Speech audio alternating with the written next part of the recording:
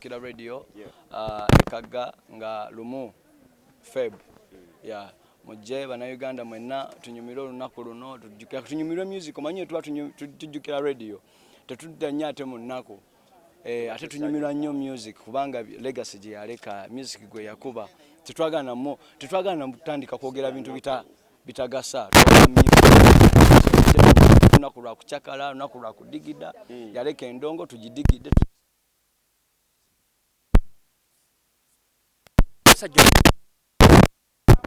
radio check the music.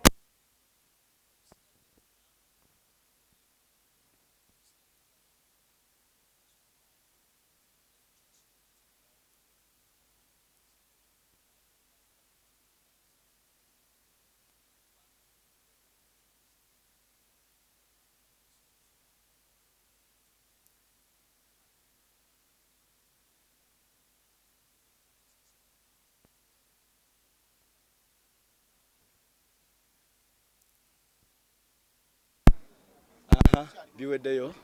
musoke tubulire wamma mwenga ba B2C soldiers omusajja ono ebbanga limaze biki bye mwamuyigirako sofa radio twamuyigirako ebintu bingi nnyo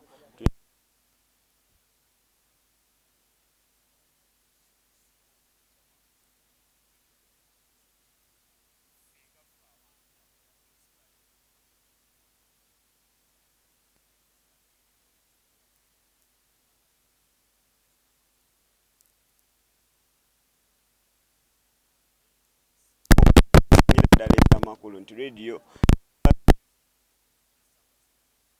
bwe tuddayo ne tutunula ne tugamba nti kati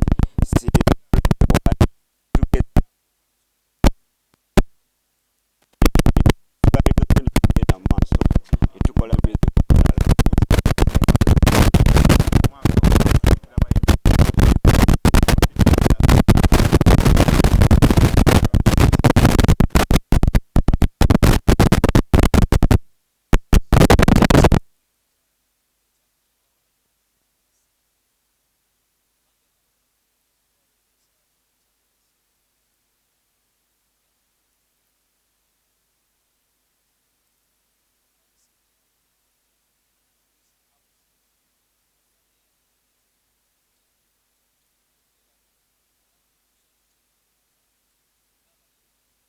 ng'eggwanga tufuba okulaba nga music ono tumufunamu ne tuba tuvuddewo osegeera kubanga fe tuyimba music we invest a lot of money in music radio ya investinga sente nyingi ya esawa zineno wizo yandibadde ali okay buli muntu yali ku radio yandibadde ali okay because music gwe bakola ali is a generational music forever music wizo yandibadde saa zino happy yokayoka gyalimu osegeera kiso nze kyensaba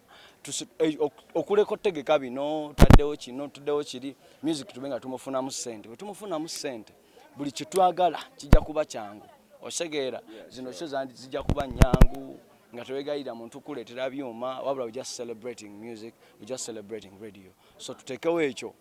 bye tusobola okukola as for now ebisigadde tunateekawo ekyo ebisigadde bigenda kuwanguwa dijagamba tekewo monument okyegedde tekewo museum y'abayimbi ne tusateekawo kati museum y'abayimbi nga muyimbi gogenda oteekayo omwana we tosana muleetawo osegeera nga tomanyina gyali so nze ndowooza tukirowoozeeko nnyo ekintu ekyo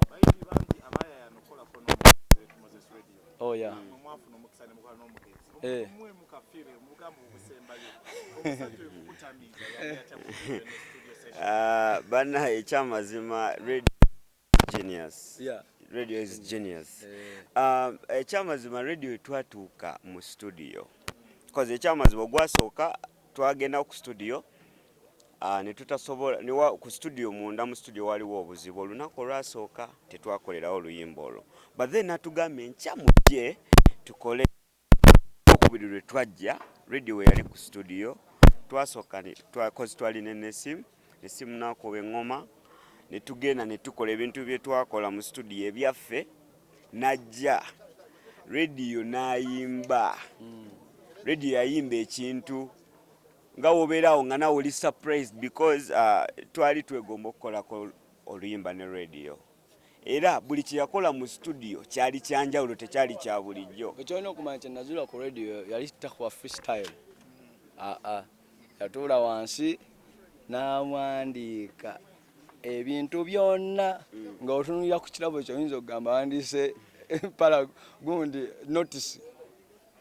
nga wandiika ekitabo nga kinene bwe kiti akiwandiikako kuva wano paka gye kiggweera. Naye nga kye nazuula nti yali awandiika yali takola freestyle, yali tajjawo n'agamba kanyimbemu koko olaba kano kanaagendawo. That's why he had content. Yabeera nga ne content, ekintu yatuulanga ebbanga n'akiwandiika nga wanywamu ne kookunywa wawandiika, wanywamu kookunywa wawandiika.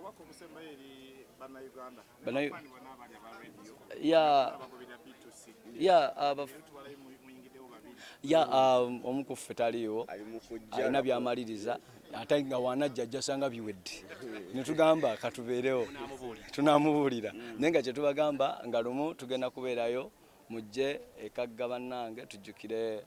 radio, tugenda kucelebratinga radio. Mwebale nnyo okuwagira music we Uganda. Tubayita bannayuganda mwenna mutusaleko ekintu tukinyumirwe, naye gy'ali asanyuka alina waali n'atulaba era ng'agamba nti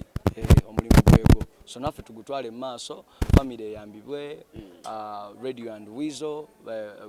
abafaani baabwe baki Weasel yennyini ng'omuntu abe encourage okitegeera, because Weasel naye part of this celebration. Okitegeera, si just radio as a person, because radio yakola teyabikola yekka, but we are focusing on him because ye avaawo ate tukyaliwo, so okugendayo kitegeeza nti radio and Weasel tukyaba supportinga.